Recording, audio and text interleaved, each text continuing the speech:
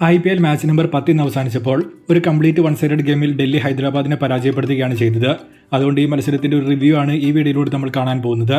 വീഡിയോയിലേക്ക് കിടക്കുന്നതിന് മുമ്പായി ഇതുപോലെ കൂടുതൽ IPL വാർത്തകൾക്ക് വേണ്ടി ഈ ചാനൽ മറക്കാതെ സബ്സ്ക്രൈബ് ചെയ്യൂ. ഇന്ന് ടോസ് ലഭിച്ച SRH ബാറ്റിംഗ് തിരഞ്ഞെടുത്തപ്പോൾ ആദ്യ ഓവർ മുതൽ തന്നെ തകർച്ചയോടെയായിരുന്നു SRH തുടങ്ങിയത്. അനാവശ്യ മിക്സപ്പിൽ അഭിഷേക് ആദ്യ ഓവറിൽ തന്നെ റണ്ണൌട്ട് ആയപ്പോൾ പിന്നീട് സ്റ്റാർക്കായിരുന്നു ഹെഡ്, ഇഷാൻ കിഷൻ, നിതീഷ് കുമാർ എന്നിവരെ പുറത്താക്കി 37-4 എന്ന നിലയിലേക്ക് SRHനെ തള്ളിയിട്ടത്. എന്നാൽ പിന്നീട് യുവതാരം അങ്കിത് വർമ്മ നല്ല ഇന്റന്റ് കാണിച്ചപ്പോൾ പെട്ടെന്ന് തന്നെ SRHന്റെ സ്കോർ കുതിച്ചു വരുന്നു.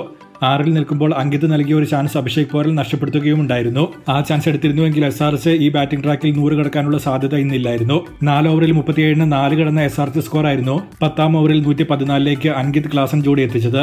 എന്നാൽ അവിടുന്ന് ക്ലാസൻ ഔട്ടായതോടെ മറ്റൊരു കൊളാപ്സ് ആയിരുന്നു SRHന് വന്നത്. ഒടുവിൽ 163-ന് ഹൈദരാബാദ് പുറത്താവുകയാണ് ഉണ്ടായത്.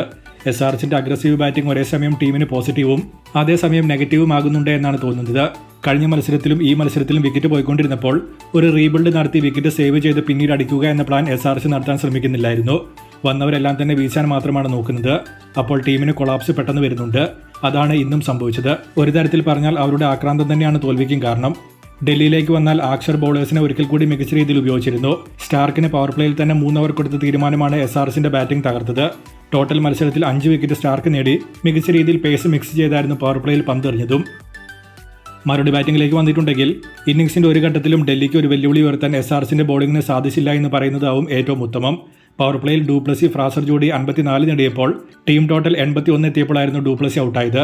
പിന്നീട് 96-നും 115-നും ഓരോ വിക്കറ്റ് പെട്ടെന്ന് പോയെങ്കിലും ഗെയിം ഓൾറെഡി ഡൽഹി സീൽ ചെയ്തിരുന്നു. പിന്നീട് സ്കോർ ബോർഡിന്റെ പ്രഷർ പോലും ഇല്ലാതെ ഒരു ചടങ്ങ് തീർക്കൽ മാത്രമായി മത്സരം മാറി.